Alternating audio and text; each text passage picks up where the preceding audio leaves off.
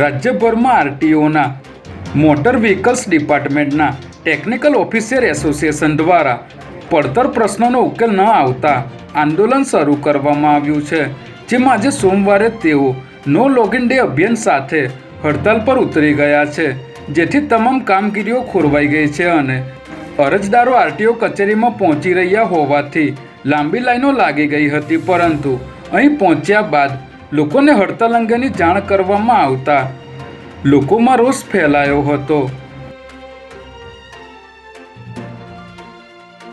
Ahmedabad Vadodara express highway વધુ એકવાર રક્તરંજિત બન્યું છે, જેમાં રાત્રિના સમયે વડોદરાથી અમદાવાદ આવી રહેલા એક પરિવારની MG હેક્ટર કાર આગળ જઈ રહેલા આઈસર પાછળ ઘૂસી જતા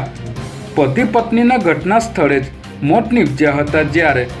કારમાં સવાર 2 બાળકોનો ચમત્કારિક બચાવ થયો હતો। અમદાવાદ ટોલ પ્લાઝાથી આશરે 500 મીટરના અંતરે આ અકસ્માત સર્જાયો હતો, જેમાં અકસ્માતમાં ભોગ બનનાર દંપતી અમદાવાદના શાહીબાગ વિસ્તારના રહેવાસી હોવાનું સામે આવ્યું છે, ત્યારે આઈ ડિવિઝન ટ્રાફિક પોલીસે ગુનો નોંધી વધુ તપાસ હાથ ધરી છે। જેદ્દાથી અમદાવાદ આવેલી ફ્લાઇટમાંથી અમદાવાદ એરપોર્ટને ઉડાવી દેવાની હાથથી લખેલી ચિઠ્ઠી મળતા સુરક્ષા એજન્સીઓમાં દોડધામ મચી ગઈ હતી, જેમાં અમદાવાદ એરપોર્ટ પર આવેલ ઇન્ડિગો ફ્લાઇટમાંથી મુસાફરો બહાર નીકળ્યા બાદ